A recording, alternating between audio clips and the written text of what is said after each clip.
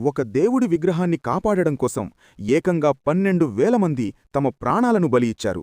నమస్కారం. మన భారతదేశంలో ఎన్నో అద్భుతమైన ఆలయాలున్నాయి. కాని తమిళనాడులోని శ్రీరంగనాథస్వామి ఆలయానికి ఉన్న చరిత్ర కేవలం భక్తికి సంబంధించింది మాత్రమే కాదు, అది రక్తంతో రాయబడిన ఒక త్యాగ చరిత్ర.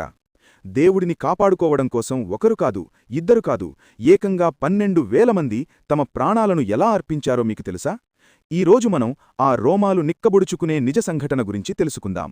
అది 1323వ సంవత్సరం, ఢిల్లీ సుల్తానుల పాలన సాగుతున్న సమయం. అప్పుడు ఉలుఘ్ ఖాన్ నేతృత్వంలోని తుగ్లక్ సైన్యం దక్షిణ భారతాన్ని ఆక్రమించుకుంటూ దారిలో ఉన్న హిందూ ఆలయాలను ధ్వంసం చేస్తూ శ్రీరంగం వైపు దూసుకొస్తోంది. వారి క్రూరత్వానికి భయపడి రాజ్యాలు వణికిపోతున్నాయి. సరిగ్గా అదే సమయంలో శ్రీరంగం ఆలయంలోని అపారమైన సంపదను దోచుకోవడానికి ఆ రాక్షస మూకలు గుడిమీదకు దండెత్తాయి. ఆ సమయంలో ఆలయంలో ఉత్సవాలు జరుగుతున్నాయి. అకస్మాత్తుగా శత్రువులు దాడి చేయడంతో ఊరంతా భయంతో నిండిపోయింది. అప్పుడు శ్రీరంగాన్ని రక్షించడానికి అక్కడ పెద్ద సైన్యం లేదు, ఉన్నదల్లా సామాన్య భక్తులు మాత్రమే. గర్భగుడిలో ఉన్న శ్రీరంగనాథుడిని కాపాడాలంటే అర్చకులకు కొంత సమయం కావాలి. ఆ సమయాన్ని ఇవ్వడం కోసం ఆలయ ప్రధానద్వారం ముందు సుమారు 12,000 మంది వైష్ణవ భక్తులు అడ్డుగా నిలిచారు. ఒకరి చేతిని ఒకరు గట్టిగా పట్టుకుని ప్రాణం పోయినా పర్వాలేదు కాని స్వామిని తాకనివ్వం అన్నట్లుగా ఒక మానవ హారంలా గోడకట్టారు. ఆ దుర్మార్గపు సైన్యం వారిని వేట గొడవళ్లతో నరుకుతున్నా, రక్తం ఏరులై పారుతున్నా ఆ 12,000 మందిలో ఎవ్వరూ పారిపోలేదు. స్వామి నామస్మరణ చేస్తూనే ఆలయ ద్వారం ముందు గుట్టలుగా నేలకొరిగారు. వారి త్యాగం చరిత్రలో ఎప్పటికీ నిలిచిపోయే ఘట్టం. బయట భక్తులు ప్రాణత్యాగం చేస్తుంటే లోపల ప్రధాన అర్చకులు ఒక సాహసం చేశారు.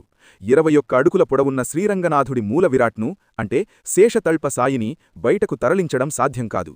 అందుకే గర్భగుడి ద్వారం ముందర రాత్రికి రాత్రే ఒక రాతి గోడము కట్టారు.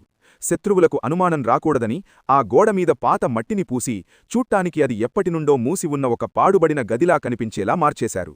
లోపలికి వచ్చిన శత్రువులు ఆ గోడను చూసి లోపల విగ్రహం లేదని, దాన్ని ఎక్కడికో తరలించారని నమ్మి బయట ఉన్న బంగారం, నగలు దోచుకుని వెళ్ళిపోయారు.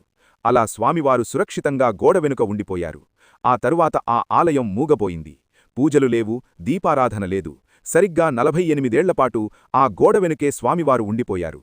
1371లో విజయనగర సామ్రాజ్యానికి చెందిన కంపనరాయలు మరియు గోపనార్యుల ఆధ్వర్యంలో శ్రీరంగాన్ని తిరిగి స్వాధీనం చేసుకున్నారు. అప్పుడు ఆలయాన్ని శుద్ధిచేసి గర్భగుడి ముందు కట్టిన ఆ గోడను పగలగొట్టి చూస్తే ఆశ్చర్యకరంగా స్వామివారు చెక్కు చెదరకుండా దర్శనమిచ్చారు. పురాణాల ప్రకారం 48 ఏళ్ల క్రితం అర్చకులు పెట్టిన నైవేద్యం, వెలిగించిన దీపం కూడా ఆశ్చర్యకరంగా అలాగే ఉన్నాయట. ఆ దృశ్యం చూసి అందరి కళ్ళు ఆనంద బాష్పాలతో నిండిపోయాయి. జై శ్రీమన్నారాయణ.